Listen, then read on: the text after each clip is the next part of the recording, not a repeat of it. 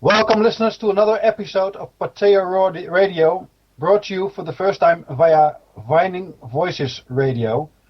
The special guest of tonight's episode is from Australia, and he's here with us.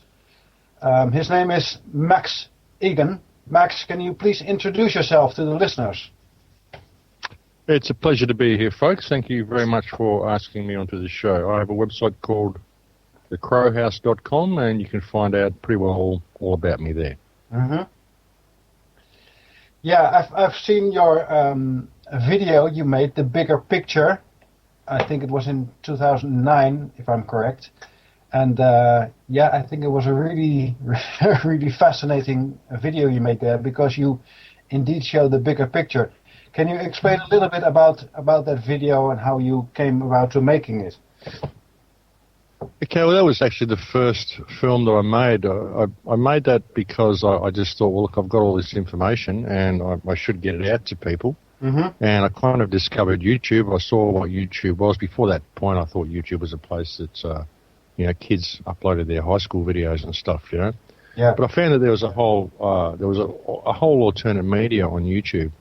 And I thought, well, I've got all this information, so I can do this. So I just put it all out there and made that film to try to sort of put something in a nutshell for people, because I see a lot of disinformation on the internet, and there's a lot of convoluted rabbit holes out there. And I thought, well, would be good if I could get all the information and gather it down into one concise story to present the big picture of what's going on. So that's what I did. It took me about, about 3 or 4 months to make, not very long.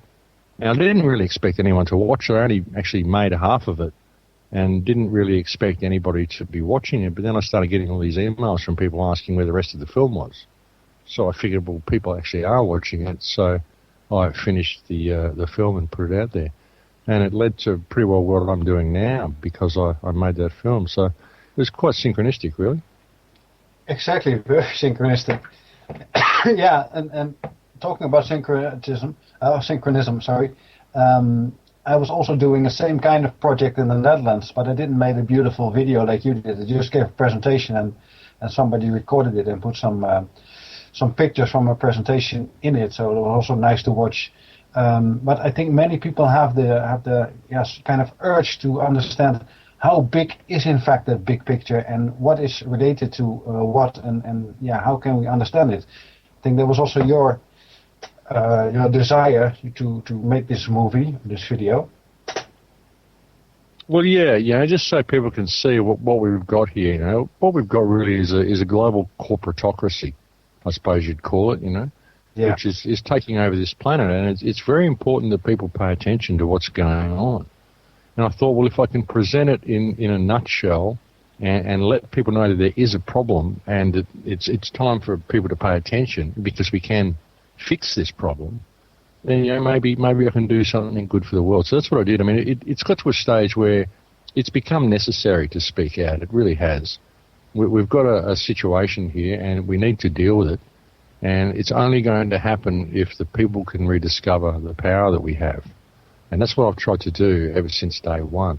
And when I really stepped back and looked at the world, I just thought it was necessary to make that film. And I actually remade it. I made that film, then I made 2 other ones after it, 2 short films. And then I did a compilation of all of those 3 films and released it called The Calling, which was another attempt. It was basically the same message, but it was an attempt to aim the message towards a different audience and try to get as many people on board as possible. And that's what I've been doing for the last 6 years. I really think we do have a situation here. But ultimately, there's only really one problem. And that's the corruption of the system itself. See, all the little problems that we're facing, whether it be homelessness, whether it be starvation, whether it be wars, coal seam gas mining, Fukushima, chemtrails, whatever it is you want to deal with, I believe all of these things are symptoms of the corruption of the system itself. And I believe that corruption exists because we don't know who we are. And so that's where the focus has to be for the population to rediscover themselves. Exactly. Understand who human beings actually really are and what is our role on this planet, and most of all, how the powers that be, or maybe the powers that were, try to give us an impression something is totally different. What I really like. Well, Sorry, continue. They've taught us to not respect ourselves and to not respect others. That's the problem. We've got to respect ourselves. That's the thing. That's when all the things will break down. That's when all the barriers will break down. Once we really begin to respect ourselves and respect those around us, see each other as equal. When we do that, it's game, set, and match. Exactly, and we will not be allowing the divide and conquer strategy to work anymore. Can we, just to give an example, can you show us your ideas about what's going on in Syria? Because let me give a little start here. I thought it was really clear that they wanted to start a war there with a false flag, but somehow the war has not started yet. So, and I've seen also you made a video about the whole situation there. So, can you please share us your light on this situation? Well, the whole Syrian conflict itself, we're being told that it's an uprising, it's a civil war, and that's wrong right from the onset. That's completely false. What it is terrorists, foreign terrorists, being smuggled in through Turkey, who are receiving funding from the West to do so. These are Al-Qaeda-backed terrorists, Al-Qaeda and the United States, who appear to be working together on this. And they're smuggling weapons in through Saudi Arabia, and they're going in and undermining the country. The Assad's forces have been trying to get rid of these terrorists out of their country, but it's been presented to the Western world as a legitimate rebel uprising to overthrow a dictator. The same as what they did in Libya, which was exactly the same thing. It was actually the same rebels. They just smuggled the Al-Qaeda operatives and the terrorist operatives out of Libya and moved them straight into Syria.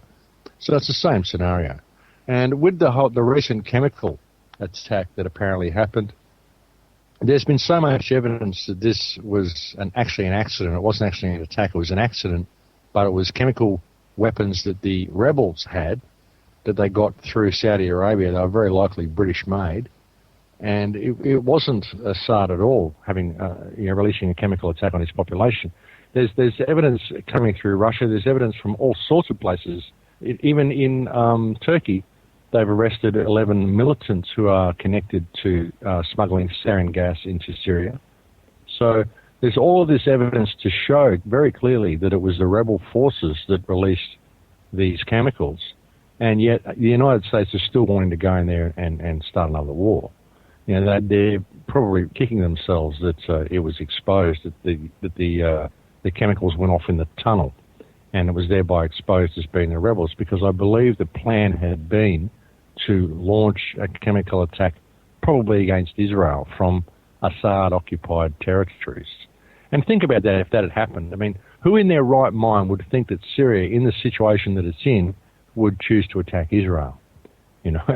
So, but it seems to me that that's what was going to happen. But the whole thing is really blown up in their faces, and it's really exposed how blatantly and brutally dishonest the United States government is.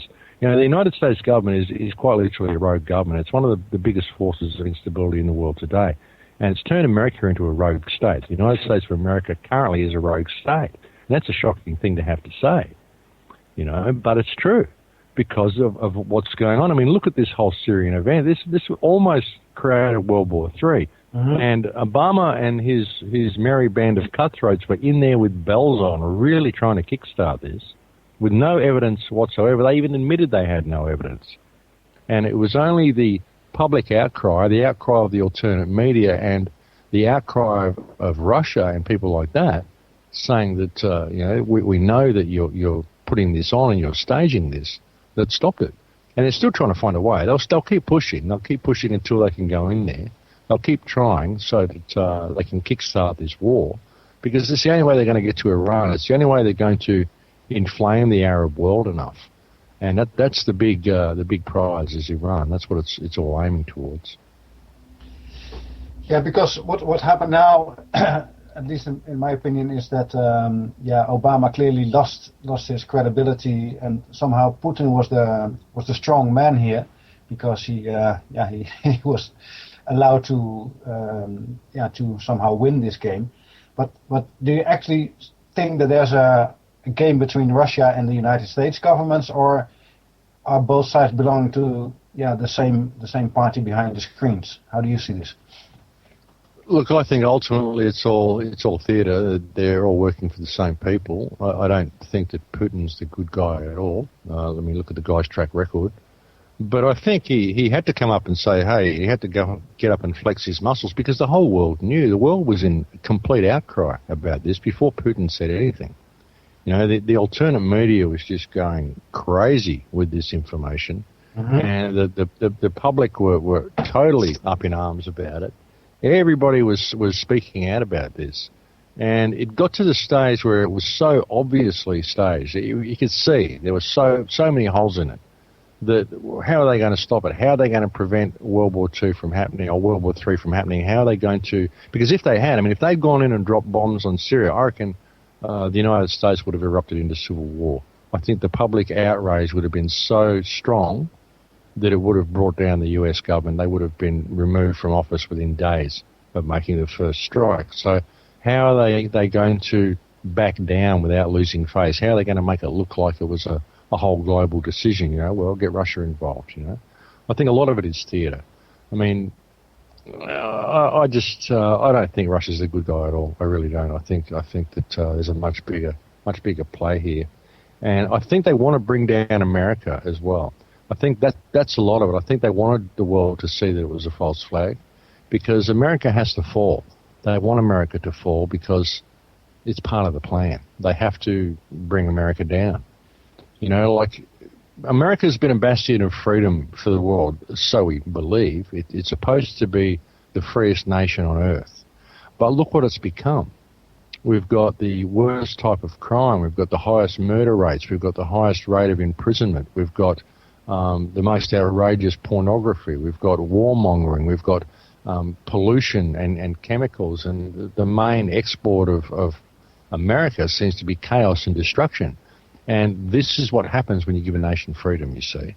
So we can't allow mankind to be free because if we do, they'll end up like America. So it's got to be seen to fail because this is so obvious. The whole world was up in arms about this. Every man, woman and child could see that this was a complete farce, this whole, attempted attack on Syria. Mm-hmm. The only people who couldn't see it were the citizens of the United States because what they're fed by their controlled media, the corporate media in the United States, is very, very powerful. And the only people in the world that couldn't see this was a false flag was the citizenry of the United States. So again, this puts the blame on the people for the problem. You're going to let your terrorist government go and create World War III while you're sitting there saying it's a good thing while you watch your football and eat your steaks, What a decadent race. Let's get rid of these people. These people are terrible. Look what they're letting their government do. You see, it's all staged, Exactly. So I think it's an attempt to wipe out freedom. That's what America has really been put there for, to create this military machine. And it's a very, very wide plan, It's sort of got a lot of angles that they're looking at it from. But American can be used to create a global police state and completely remove freedom from the entire planet simply by the way the rest of the world views America. So, we've got to be careful and look at how this is being played. That will also give a role for the FEMA camps in the United States, I think, because there are many of them, and there are even foreign soldiers now on the U.S. ground. It makes sense to see what the purpose might be for these camps. What is your idea about that? Oh yeah, they're there for some reason. They're definitely there for some reason. We'll see. They'll end up with people in them anyway because of the amount of poverty in the United States. There's so many homeless people in the United States now, and there's like twice as many empty homes as there are homeless people, though. That's an interesting thing, isn't it? But there's all these homeless people and there's all these empty homes. But once you reduce people to this state where the only jobs they can get are in the entertainment industry or in the military, and people have to steal to survive, and society turns to chaos and starts eating itself, and the financial system crashes and all this sort of stuff, well, they're going to need the FEMA camps to put people in. Once people start rising up against the government, they're going to need FEMA camps to put people in. And if America goes to war with Syria, if they send that nation to another war and put the American people through another war, I wouldn't be surprised if it does erupt into civil war. And again, that's what the American people want. That's what the American government wants as well. What the banking cartels want. They want that uprising. They want civil war because, let's face it, the government's got better weapons and they got all the places to put the rebels as well. They've got all the camps there. And order ab chaos. They need the chaos to create the order that they want. Mm-hmm. So they'd like to see the place erupt into civil war. Because they like violence. Violence always leads to their goal. This is why when you see a protest march and it's a peaceful protest, the police always come in riot gear and they push the people into violence. Because once it turns violent, they can control the situation. They can arrest people. They can break up the demonstration. And it's the same thing with a civil war. Once the people turn violent, it gives them the opportunity to crack down on them. And it gives them the excuse to crack down on them with the utmost ferocity. So, you've got to be careful with what you're doing. I don't think civil war will solve anything. I really believe unity and respect would solve everything in one day if we chose to go that way. Exactly. Yeah, maybe this is a nice bridge to the logo you have on your website. I think it's a very remarkable painting or art form maybe. And there are two ways to see that logo. Either it's a kind of positive image, and the other one is a more negative one. The negative one is that, humankind is becoming more and more like a machine. And the other one, the more positive one, is that we actually are awaking now from the matrix or the machine, and we're breaking free. I have an idea already, but I'd like to hear you say it too. What is your... do you see the glasses half empty here or half full? Well, look, it's a hard one. I see it as half empty, I think, or half full. I don't know. It's a hard one. It's really hard. It's a difficult thing because we could go either way. We're walking along the edge of a knife. We really are, and we have a huge choice here. It's a very, very significant time in history, and we're at a pivotal moment in history, and we could go either way. I try to keep it positive. I believe that we will go the positive direction.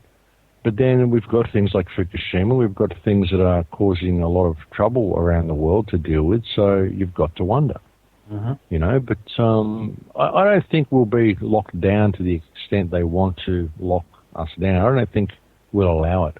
I really don't. There's too much life left in the human spirit. And we keep moving the goalposts. No matter what they try to do with their whole transhumanist agenda, the whole thing they're trying to lock down, the whole control grid they're trying to put in place and lock us down with, we just keep moving the goalposts. We're too creative for that. And that's what they really try to stamp out is the creativity. That's why we're so regimented, why the education system is designed to produce clones. They want everyone to think the same way and look the same way and act the same way. And they have a choice between A, B, C, or D activities, So, they're trying to lock down the human creative spirit, but I don't think they can. I think we will always invent a way out of whatever they try to create. And I think the biggest danger that we're facing is by ignoring what's going on in the world around us. Ultimately, that'll be the biggest problem. We may create a situation whereby our environment becomes untenable for human survival. I think that's the biggest problem. I think that'll happen before we get really locked down into a police state. I don't think that the police state will really happen. They'll try, and they are trying. They're really, really pushing it. But so many people are waking up now. The more they push it, the more mistakes they're making, the more they're stumbling, and the more obvious it becomes. And I think people are waking up. There's a lot of people making noise about it now. So I think it's only going to be a positive future. We're going to have a lot of mess to clean up, but I think it will be a positive future. Yeah, let's continue with Fukushima because I think it's really worrying what's happening there. And you're living closer by to that area than I do because I live in the Netherlands and in Europe. What is your latest information about the situation there, Max? Well, I think they've just had a tsunami hit there or a typhoon hit there. So I'm waiting to hear what sort of damage that has done, because that's been the big fear since it happened. Was it's a very, very volatile area where it is. It's very prone to earthquakes, very prone to big storms, very prone to tsunamis, and it's a very dangerous situation. Fukushima, I mean, it's a potential extinction level event if we don't fix it. I mean, it won't kill the planet, but it'll kill us. It'll kill human life. It might take a long time to kill everybody, but eventually it will do a lot of damage to animal life on this planet and human life on this planet. I think that the trees will be fine, the insects will be fine, they'll just mutate and Earth will go through its new stage. I don't think it'll kill the Earth, but it will kill us if we don't pay attention to it. So it's anybody's guess what we can do with it. That's the problem. I've thought long and hard about what I would do if I was in charge of Fukushima, and I really can't think of any way to fix the situation apart from, you know, a large nuclear bomb or something that's going to drop the whole place down below the crust or something like that. I mean, I don't know. But then I don't know why anyone would even invent uranium. To me, it doesn't make any sense at all to even make this stuff. No. So, you know, I think it's always been an accident waiting to happen, uranium, and I think it's one of the most stupid things we've ever done is invent something like that. So, yeah, your guess is as good as mine what we do with that one, brother. Yeah, I don't have any solution either, but I think the company that's responsible there, I think it's called TEPCO, kept it quiet for too long while they knew it was totally out of control. And only recently they admitted that it was out of control. But yeah, it's more than 2 years later now, so it's I think it's very dangerous. Well, yeah, we told them that it was out of control. We all knew it was. And again, I mean, it's bad that what TEPCO did, but again, I mean, these are US reactors. These are GE and Westinghouse reactors that should never have been put there to begin with. I was on a show earlier today, and I mentioned to the host that if you actually got a map and you looked at all the tectonic plates and you looked at all the seismic activity on this planet and you worked out the exact worst place in the world to put a nuclear reactor, it would be Fukushima. So why was it even there? Why are all those nuclear reactors in Japan, all those old Phase 1 American nuclear reactors, 52 of them, in an area the size of California, this on the conjunction of 4 tectonic plates? You know, and you can never fully decommission a nuclear reactor. And what do you do with the fuel? What do you do with the spent rods? You've got to keep them cool for the next 30,000 years. So why do we use this stuff? Why was this stuff invented? Yeah, it's a good question. I have no answer to that. I know there is technology from Nikola Tesla and Victor Schauberg and many others that has been kept secret and is still being kept secret that can solve the energy crisis really, really quickly. But somehow there is a lot of interest in not telling us about it. So I want to be commerce, brother. It's all about commerce, isn't it? Yeah, money. That makes the world go round. They say, yeah. That's what they tell us. Yeah. Yeah. When I found out about this, I think it was about 2007-8, I got really angry with everything that I saw that was connected to the system, and I tried to fight the system. After a while, I discovered that by fighting the system, I only make it stronger. So I waste my energy, and I accomplish the opposite of what I want to accomplish. So, and that's also the message you give out in your website and your videos. Don't fight the system, just unplug yourself, disconnect to the system. Can you explain a little bit of what people actually can do in your... Well, that's the thing as well. I mean, the system's fiction. It's a meme. It just exists on paper. It's a cloud. And if you fight it, you give it substance. You know, you're fighting something that doesn't actually exist. It's just an idea. Now, the government doesn't really exist. The government is just rules written down in a book. Just men with suits go to buildings and they do what it says in these books, and we call that process government. You know, So it's a weird thing, and I've found that the best thing people can do is to discover themselves, to understand who and what they are, and to realise that all men and women on this planet are created equal, and that no one has a right of ownership over anybody else. Because what we've got here is a system of people farming, human trafficking. That's what our corporate government system is, because it's all corporate. Everything's corporate. So you've really got to just step above that, step above the commerce. This is why I don't have anything for sale on the Crow House. Everything I do for free. I give all that I can, and people give to me, and it just works that way. It's a trade of energy that I try to use in my life. I mean, we're all in a situation where we have to spend money. We're forced to pay to be here. But if we can become aware of that and start reconnecting with the people around us, we can bring the whole thing down. You know, it's got to be done at a grassroots level. There's no piece of paper you can fill out which is going to establish your freedom. There's no movement you can join which can establish your freedom, not unless you know that you are free within your heart. And once you know that, then you can start to question people in the right way. You don't have to fight them, you just got to question them. Always remember the people you're dealing with are just people. They're just flesh and blood, the same as you. No one has any right of ownership over you. No one has any jurisdiction over you.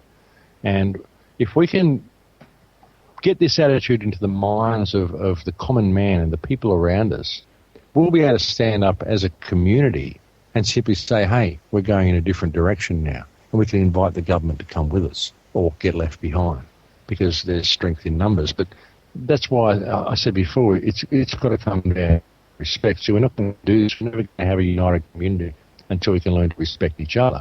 And we're never going to respect each other until we can truly learn to respect ourselves. Very often we don't respect ourselves because we've done bad things in our lives. We've done this. We're not as successful as we thought we should be, or we're not this or we're not that, because we're trying to live up to parameters that this society is constructed for us.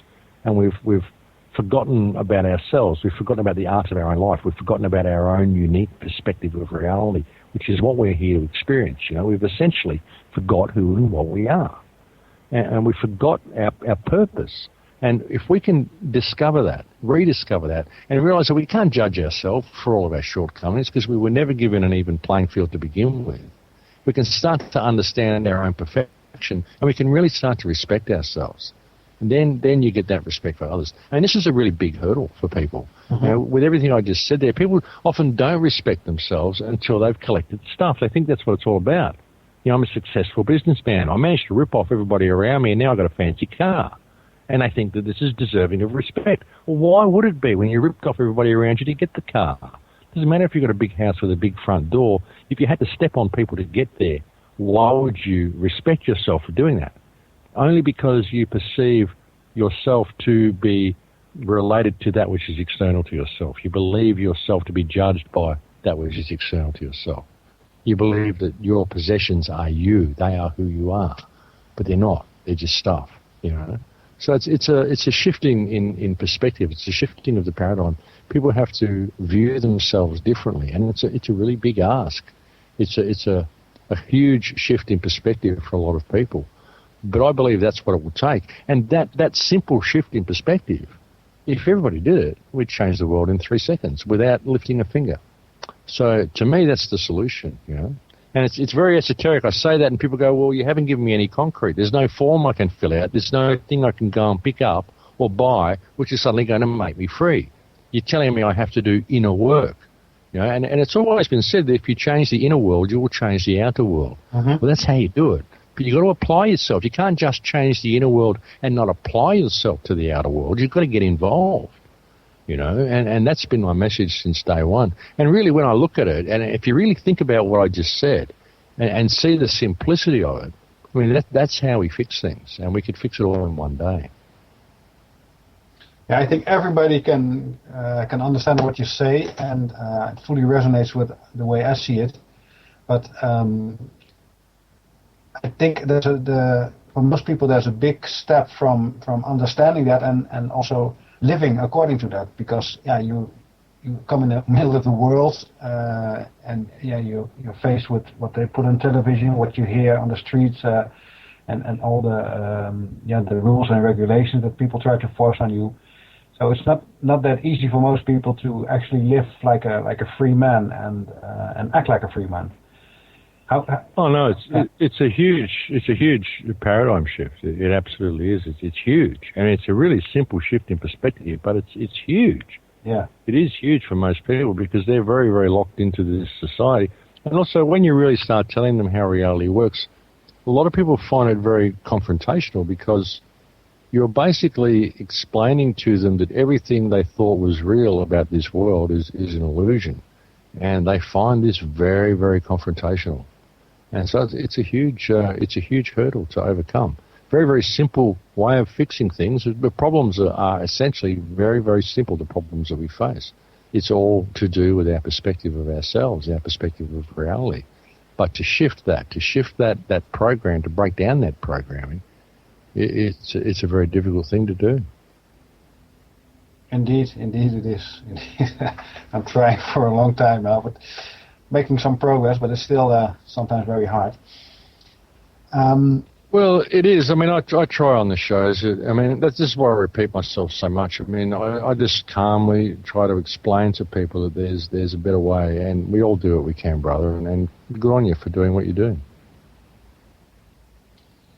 Exactly. Maybe it's a sidestep to you, but have you any idea where we human beings come from? How did we ever arrive on this planet? And do you have a view on that too? Because that might also help us to understand where we're going to. Well, look, all we could really do is speculate on that. I can offer my thoughts, but I don't know because nobody knows. It's all speculation. I think that if we could do everything I said and we could bring ourselves back online, we could create some sort of human unity and get all the toxins out of our environment and get our higher senses active, I think we'd find out all this stuff. I think it'd be answered for us. I think it all exists there in our genetic memory somewhere, and I think that we have the ability to access that if we were operating to the whole potential that we have. I just don't think we are. But if I was to speculate, I don't think the creation stories work at all, and I don't believe the evolution stories work at all. For a long time, I thought about third-party intervention, alien intervention, and I've also very much considered the concept, and I kind of am more leaning towards this, the concept of panspermia, which is spores from space, like a genomic spores that exist in space, and that seed certain planets. I think planets may well be seeded. And this would also explain why there are so many different races on the Earth, why there are Caucasians, why there are Mongoloids, why there are Orientals, why there are Negroids.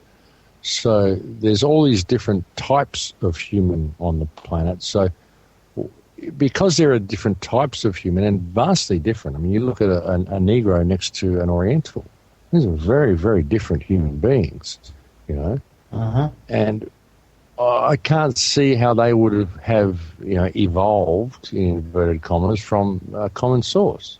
It just doesn't make sense. I don't think they would have taken on the genetic traits of their environment to the extent that they have. I mean, of course, if you take a bird off one island, a flightless bird, take it off one island and put it on a different island, it'll develop different aspects of that same bird will evolve over generations. It'll develop certain traits that are unique to that particular island based on what it needs. So things do evolve to a certain extent, but I don't think species turn into other species. I can't see how the genome of man, even if it were taken from one spot and put in two completely different places, I don't see how one would grow into a tall black man and one would grow into a short, olive-skinned Oriental.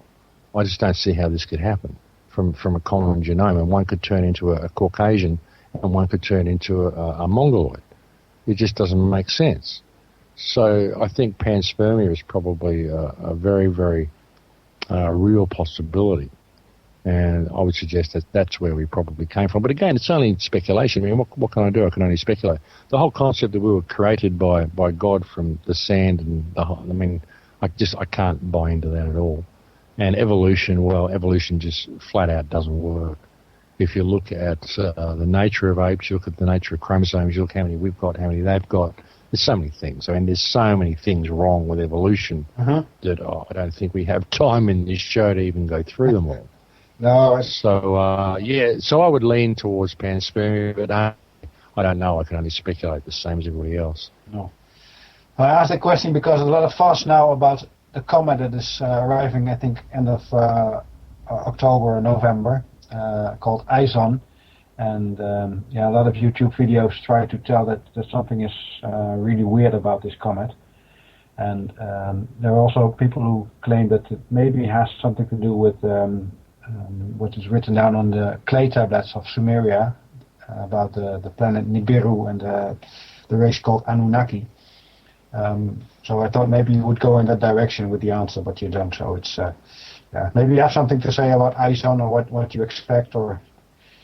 Well, look, I went towards the whole Anunnaki thing for a while. I even mentioned them in the book that I wrote in 2005, but I just don't know. I think that that may be a red herring. I really do, because I mean, where it comes from, the Sumerian tablets. Mm-hmm. I mean, Sumer. If you look at this civilization, which is a pretty damn dysfunctional civilization, the one thing wrong with it, the basic problem with the human experience in general, really, is the introduction of commerce over the human experience, and this all came from Sumer.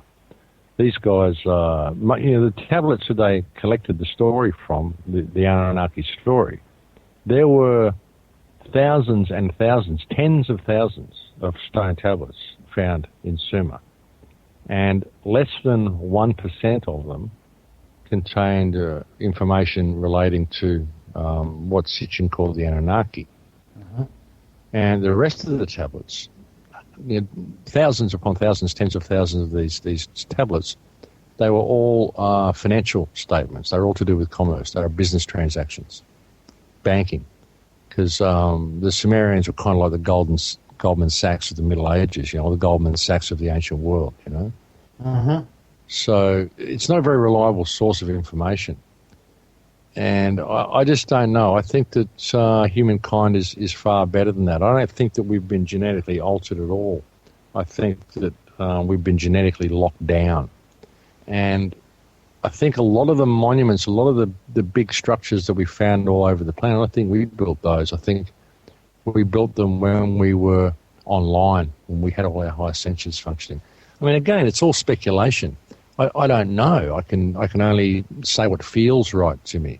Uh-huh. But the whole Anunnaki story, it did feel right to me for a while. But as I've grown with the research that I've done, and as I've grown spiritually in myself and certain experiences I've had, I tend to question it now. I just really do. I think that we're not that easily manipulated, and we're not that easily genetically altered.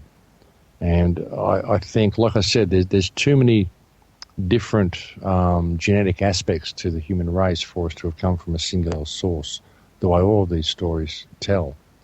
I think that panspermia is probably a lot more likely. And also the whole Anunnaki thing, it's a very disempowering story. If you really look at it, saying that we were created as a slave race and all of this sort of stuff.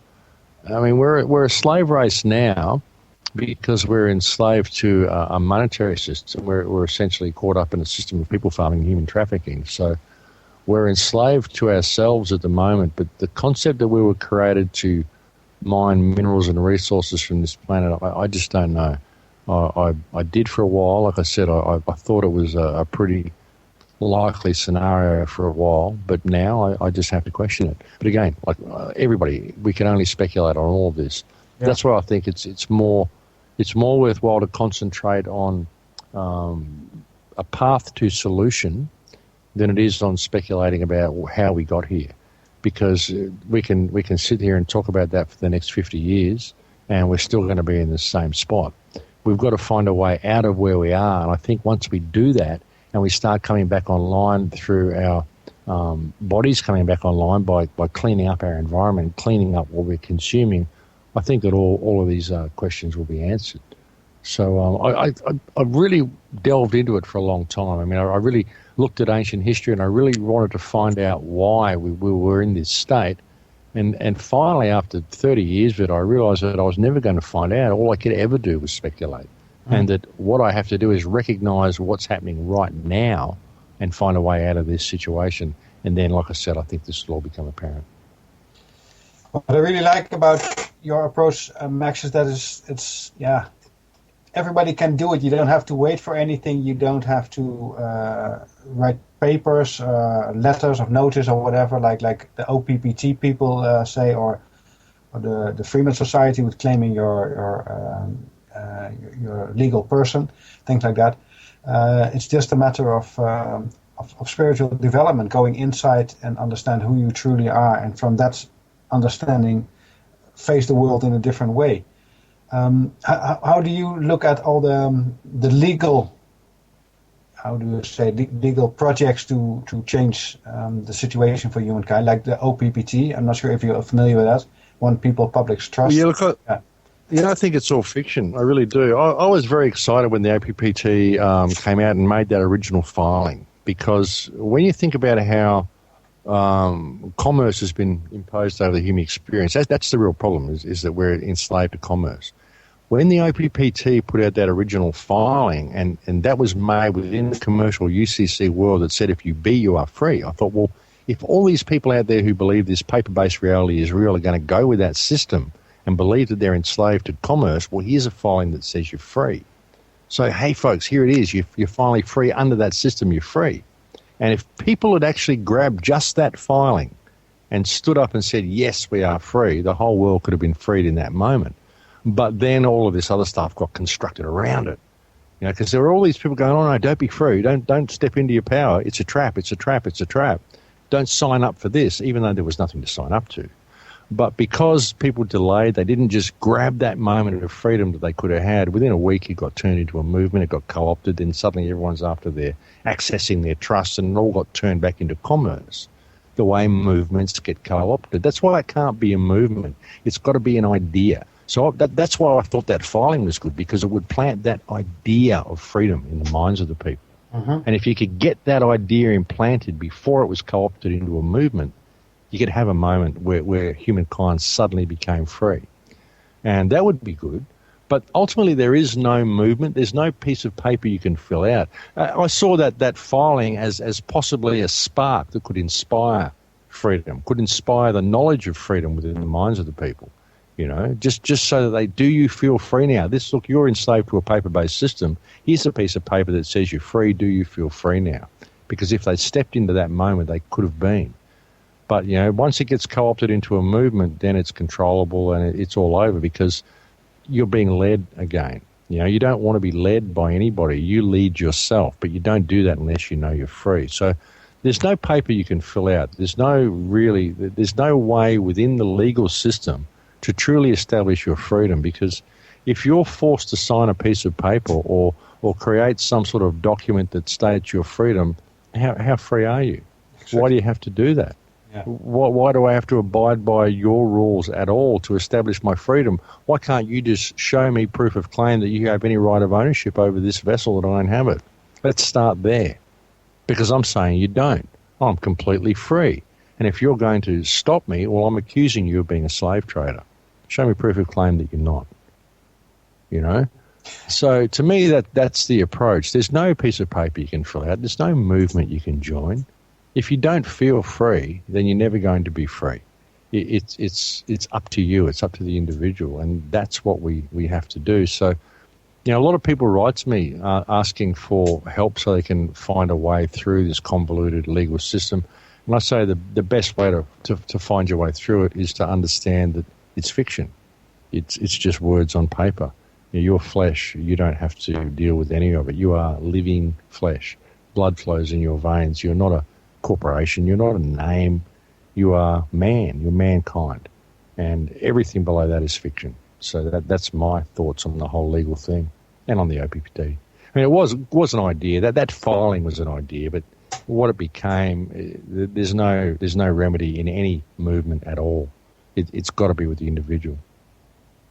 Yeah, exactly. That's what we also saw with the Occupy movement. It started as a nice idea, but then it became actually a movement with all kinds of trouble inside, and yeah. Well, it had no direction. It had no direction. People knew there was a problem, and they knew they had to stand up against the problem, but they didn't know where they were going. And because they had no direction, it wasn't about self-empowerment. It was creating a movement. Let's get up and shake our fist at the system. We don't like you. We're going to make you step down, and then we're going to do something, but we don't know what. Yeah, exactly. So that's what happened to Occupy. And of course it got co-opted. Of course it did. It has to. There is no movement you can join. There is no piece of paper you can fill out. It's in your heart. And unless you can respect yourself and respect others, it's never going to work.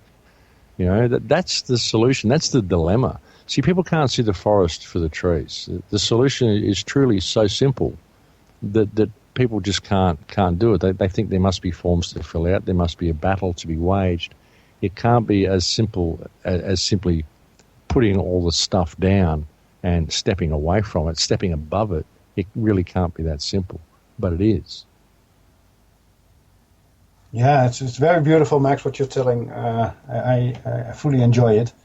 And it's fully in line with what I'm saying, but your wording is so convincing and so clear. It's marvelous.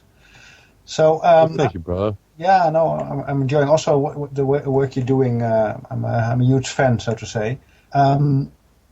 What do you expect for the near future? Will it be actually the World War III coming, or is it not important at all? Is it only mattering what we do and how we stand in our own life?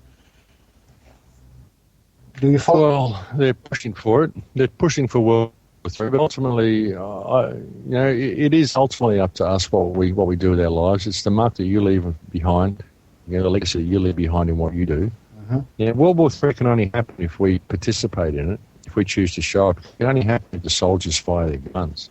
It can only happen if the politicians can still continue to exercise the right of ownership they believe they have over other people. Hopefully, people will wake up to that. There's a lot of soldiers saying, no, I won't go and fight for Al-Qaeda, because they know that the Syrian rebels are Al-Qaeda. And they won't be Al-Qaeda's air support. They won't be Al-Qaeda's military. They won't fight alongside terrorists. And a lot of people are seeing the United States government for what it is. So I don't know whether World War III will happen in that way. If it does, I think it will be the reverse of what we think. I think the country that will fall will be the United States, because it's designed to. They want the United States to fall. They want freedom to fall. They want to be able to lock down the world into a totalitarian system. And the United States won't ever really be able to do that. It'll have to be done from externally. It'll have to be done when the United States falls. It'll have to be done by proving to the world that freedom isn't workable. And that's what I think a lot of this is about. I think they don't really need to wage a big battle to take over the world. I think a lot of it is fear. I think they're just doing it to keep people in fear.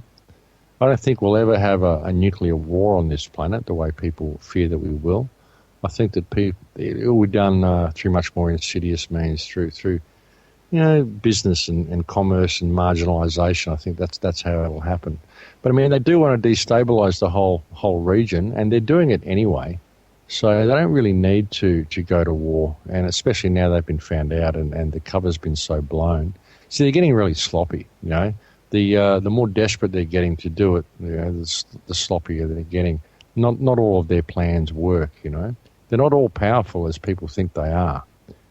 People think that everything that's every movement that's ever kind of come, anybody who ever speaks out against them, gains any providence, is controlled by them. I get people sending me hate mail saying you can't speak out and say the things you do without being controlled opposition. Oh yeah, really? So they do this. They try to undermine everything, and I don't think that. I don't think they're going to get away with it. I don't think we will have World War III. I think they're trying, but I don't think it's going to happen.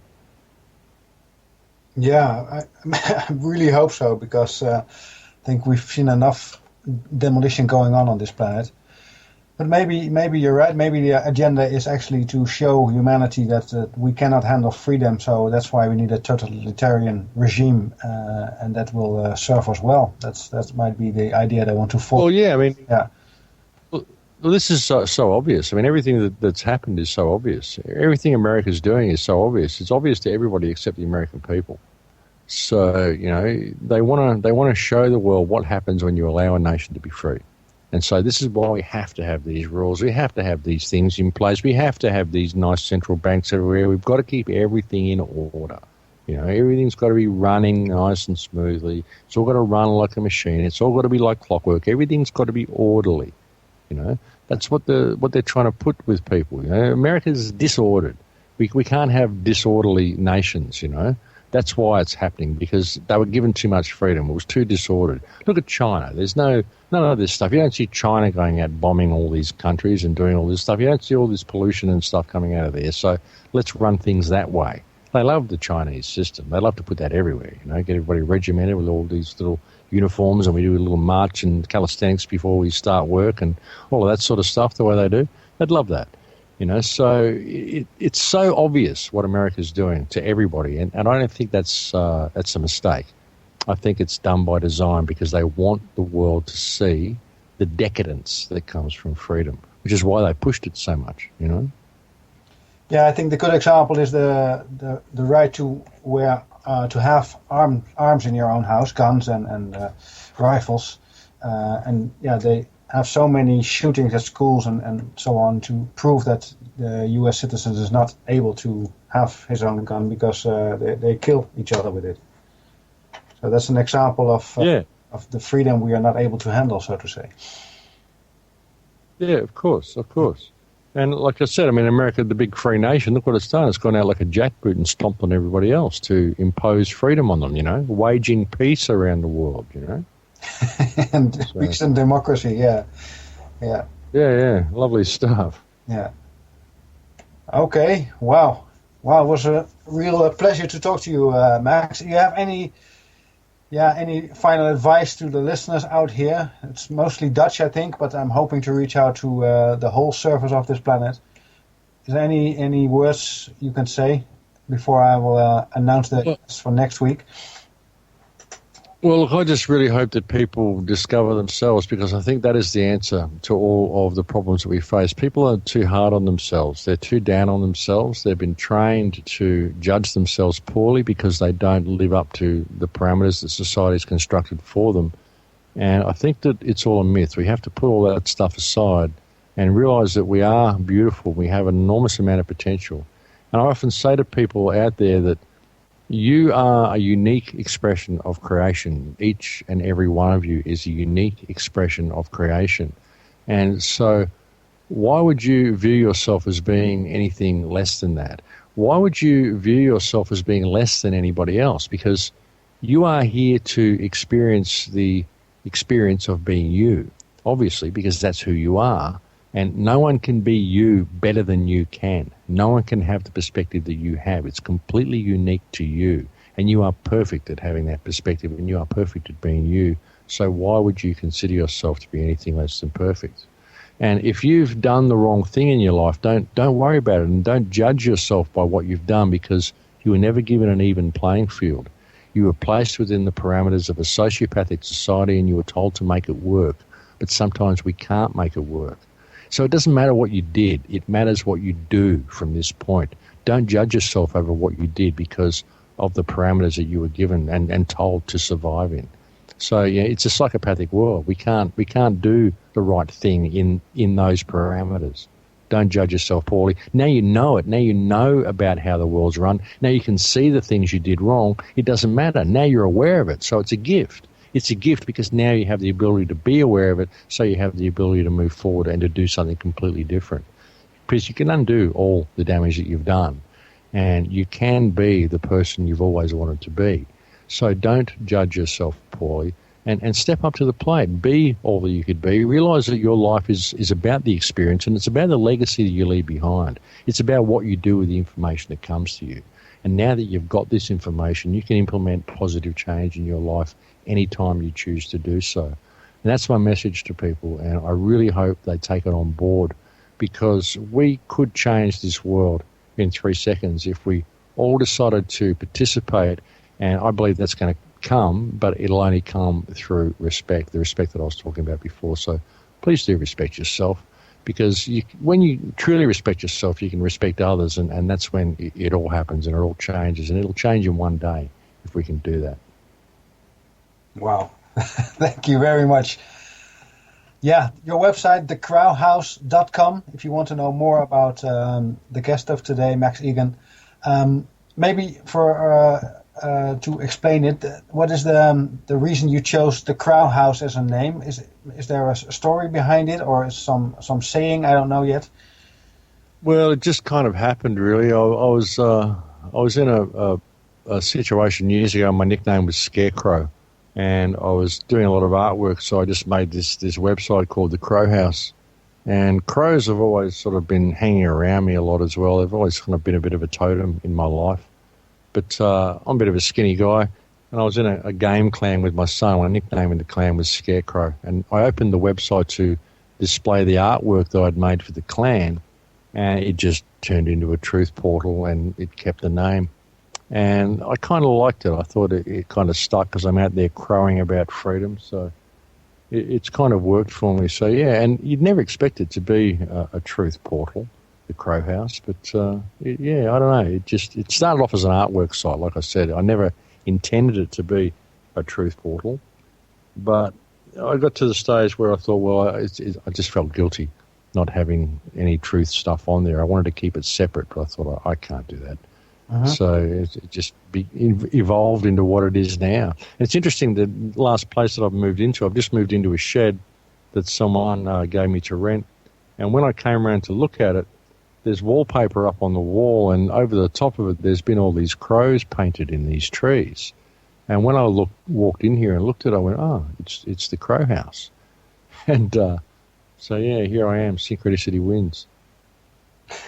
Whoa, what a nice story.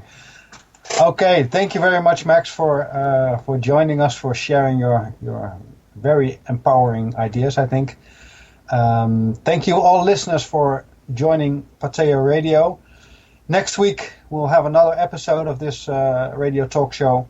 My guest will then be Matt Presti from the United States of America, and he will talk about the science of Walter Russell. He calls it resilient science. And yeah, if you're interested, then tune to the same station at the same time. Thank you all, and thank you again, Max, for joining us. My pleasure, Johan.